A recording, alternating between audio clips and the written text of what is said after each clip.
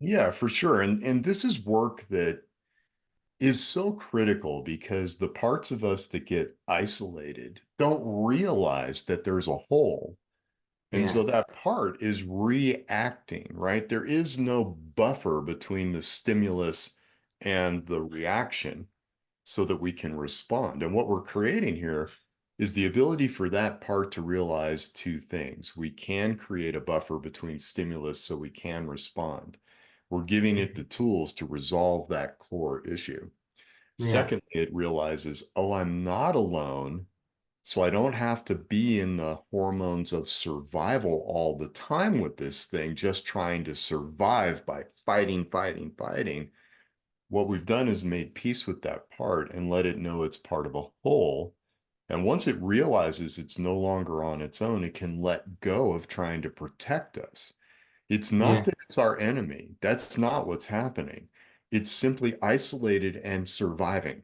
That's all it Got it. is. It's actually trying to help us, but that help is not actually working. It's really more of a survival rather than a thriving.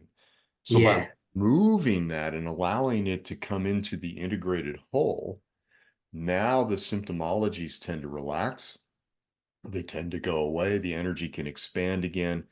And then anytime we feel the constriction return, we can say, you know what? I think my brother from ancient Greece is calling me right now. Something is triggering that person again, that part.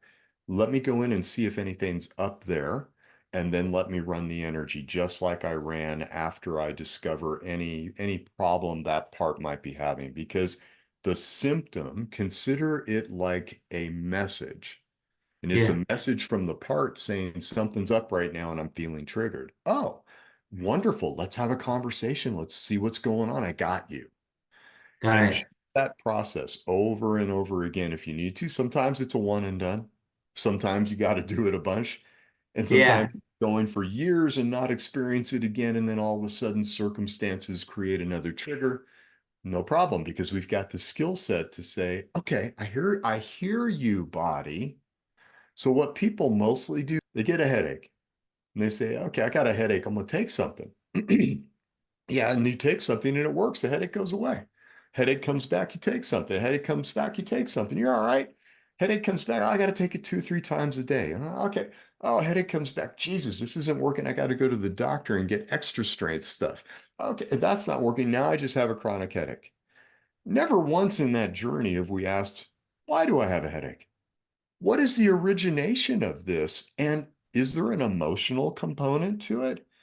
And if we begin to just peel back the layers of that onion a little bit, we'll discover, and I'm talking like 99 times out of 100, that this Yeah. originated in a 5 to 8 year old version of ourselves from an event that we never ever resolved. And it's carried forward and it's creating or exacerbating the disease issue we're experiencing today. And so by Totally. just simply doing this simple process, we're now listening to the message from the body. Instead of ignoring it with a pill to get on with our day, we're now asking, no, no, wait a minute. This is a signal, a red flag. What do I do with this Yeah. red flag? And Yeah. so that part is reacting, right? There is no buffer between the stimulus and the reaction so that we can respond. And what we're creating here is the ability for that part to realize two things. We can create a buffer between stimulus so we can respond. We're giving it the tools to resolve that core issue.